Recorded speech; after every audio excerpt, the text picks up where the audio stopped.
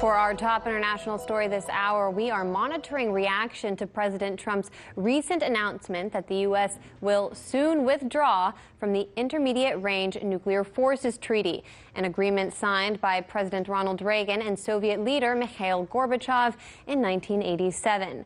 President Trump has found support for the U.S. pullout in the U.K., with British Defense Secretary Gavin Williamson declaring London stands, quote, absolutely resolute alongside Washington.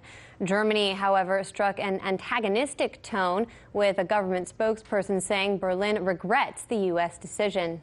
The U.S. government has informed us about the decision of the U.S. president that the U.S. would withdraw from this treaty.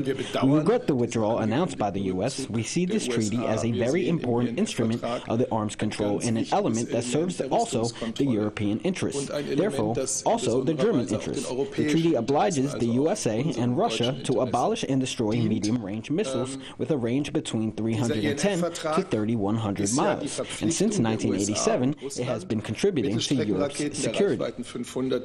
Trump announced the U.S. withdrawal ahead of National Security Advisor John Bolton's trip to Moscow for meetings with Russian President Vladimir Putin and other officials.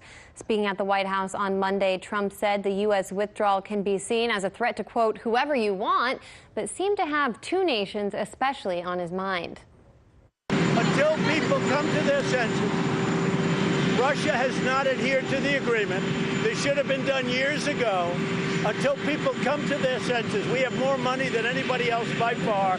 We'll build it up. Until they come to their senses. When they do, then we'll all be smart and we'll all stop. And by the way, not only stop, we'll reduce, which I would love to do. But right now, they have not adhered to the agreement. You're saying it's a threat to whoever you want, and it includes China, and it includes Russia. Meanwhile, Russian President Vladimir Putin charged the U.S. with destroying the INF Treaty, claiming the U.S. only wants to develop weapons banned under the agreement for the purpose of blackmail. The United States is in fact on the path to destroying the Intermediate Range Nuclear Forces Treaty. They are continuously looking for violations on our part, but in fact they do it themselves systematically. As I've already mentioned, we have registered further attempts to break strategic parity by deploying the Global Missile Defense System, as well as non-nuclear strike systems that can be compared to nuclear weapons, whose strike capabilities are almost as precise as those of nuclear weapons. Why do they need such weapons? I believe there's only one reason: for blackmail.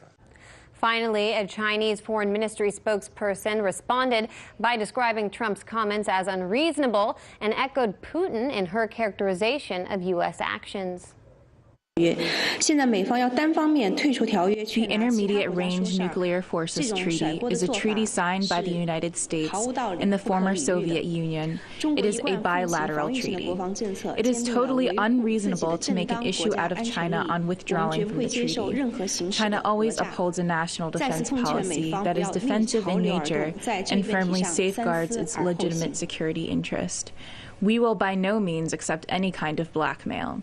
We would like to urge the U.S. not to move against the trend and think twice before taking any actions. With global security in question, I spoke earlier with Mike Prynser. He's a U.S. Army veteran and co-host of the Eyes Left podcast. A poll conducted this month found that 46% of U.S. troops believe the U.S. will be drawn into a new war within the next year. Shockingly, that's up from 5% just 1 year ago, so quite the drastic increase. What policies are behind those numbers?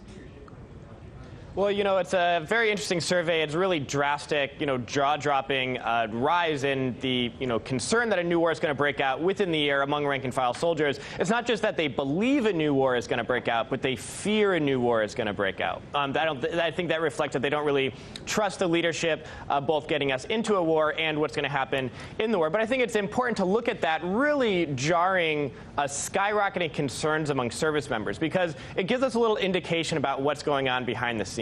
What the people in the military know quite a lot sooner than the general public does about what types of wars are brewing and so forth. And so if the top echelons of the command, if the White House and its top Pentagon generals are considering new wars with China, with Russia, with Korea, with Venezuela, wherever else, that, of course, goes down the line in terms of new training regiments, new equipment being issued, all types of things. And so there might be a growing fear among rank-and-file soldiers because there are indications going on within the military that they are gearing up for something. And I think that, the fact that they fear a new war, not just believe a new war is coming, is probably based on the experience of the past 15 years. Anyone who has in the military who has any memory of what's gone on in the past 15 years, it's just real, military defeat for the U.S. at the hands of whoever they're going to fight and occupy. And when that defeat is quite apparent, the commanders, these so-called leaders, just are sending more and more soldiers to die for absolutely no reason. And so I think the fears are quite justified. Anyone in the military should be worried about Trump starting a new war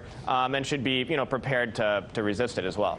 The fear is that Russia or China would be the targets of this new war. But we know that, for example, even if Venezuela was the target, Russia or China might be pressured to get involved the same way we saw Russia intervene in Syria. How would that kind of escalation look when compared with something like the war in Iraq, a conflict which you experienced firsthand?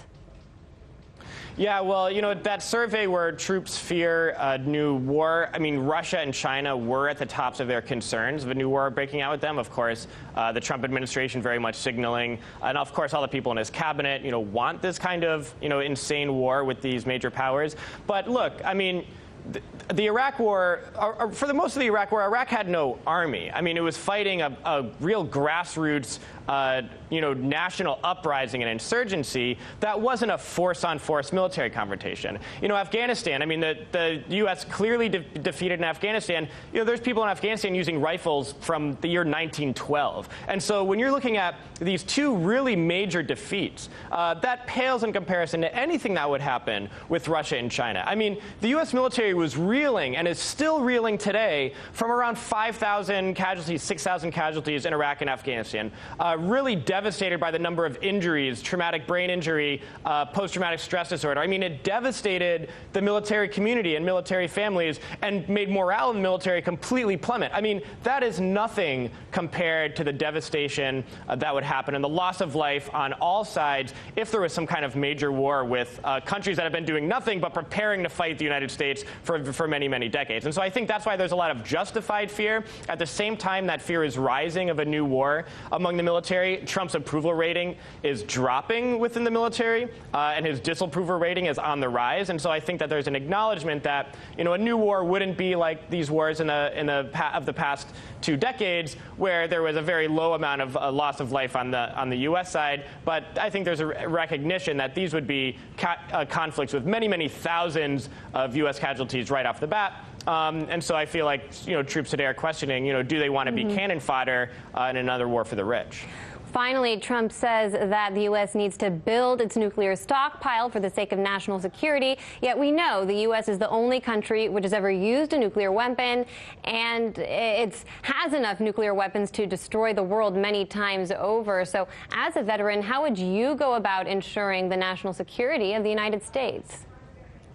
Well, probably starting by closing down its bases, its hated occupations all over the world, stopping threatening countries, intervening in their elections, intervening in the local politics, determining their destiny. So I think maybe giving the people of the world the right to live and stand on their own without U.S. interference is probably the first way to protect national security. But this issue of nuclear weapons and the fact that the U.S. has the ability to destroy the world many times over with its nuclear arsenal, I mean, I think there's a misconception that it's going to take 100 nuclear weapons to do something like that, or we have 10,000, 15,000 nuclear weapons, and if we get 20,000 nuclear weapons, the world is in peril. I mean, the bombs that were dropped on Hiroshima and Nagasaki are nothing compared to the nuclear weapons that the U.S. possesses today. I mean, there are scientists who believe that it won't take 100 nuclear strikes or 1,000 nuclear strikes to imperil life on Earth, but a single nuclear strike could cause the elimination of our species, could cause kind of an irreversible domino effect with the atmosphere and with the climate. And so we're talking about, to think that we could protect American lives with a nuclear arsenal that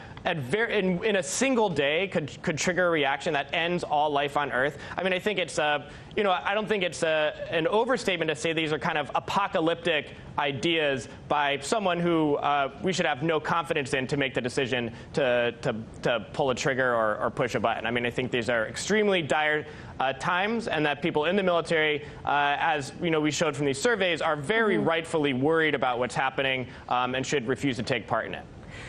And the rest of the world certainly is concerned with these developments from the United States, saying that it makes even our allies in Europe and in other parts of the world less safe. Mike Prynser, host of the Eyes Left podcast. He's a U.S. Army veteran. Thanks so much.